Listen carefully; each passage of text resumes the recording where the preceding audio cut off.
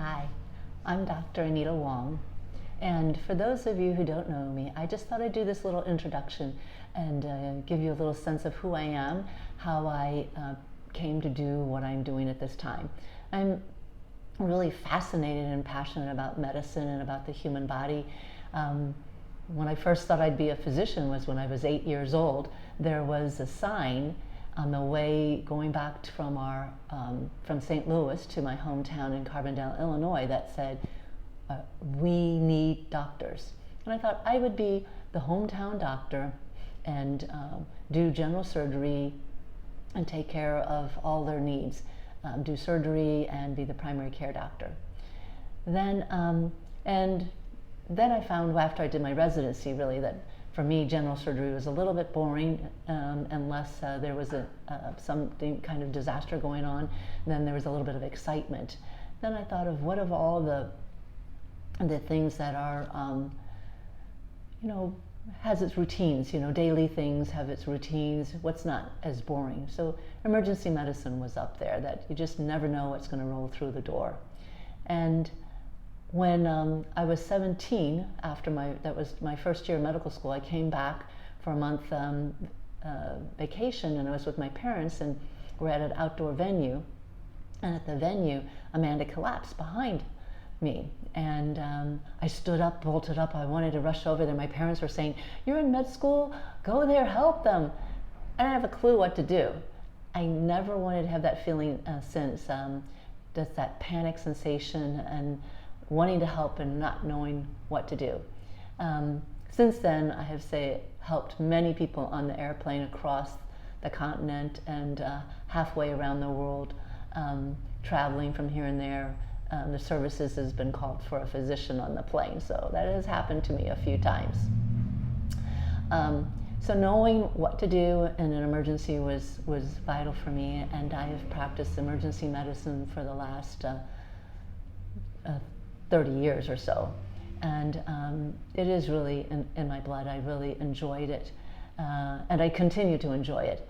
But after being in a level 1 trauma center where I did the knife and gun club, cracking chests, repairing holes in the heart, doing all the major motor vehicle accidents, penetrating traumas, things like that, I kind of did a semi-retirement to a lower acuity facility, doing level and seeing more chronic diseases and seeing people with heart failures, respiratory arrest, that types of things, being hypertensive from septic issues. And what I found was that over these years, people have become sicker, more obese, having chronic diseases, having these emergencies were a little bit different, and having repetitively to save people with some of these chronic illness type things. One day when one of these people that I had saved several times, you save them and then they look up at you, and I'll never forget that look, and say, "Why'd you do that? My quality of life is so poor. I really didn't want to go on anymore." And then, so that kind of, brought a little, light bulb to my head, what's going on here, or some idea.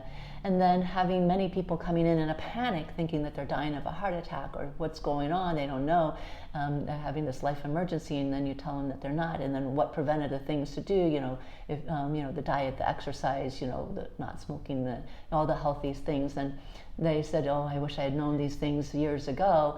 I may have done something differently with my life," and wanting me to be their primary care doctor. At that time, I really wasn't interested.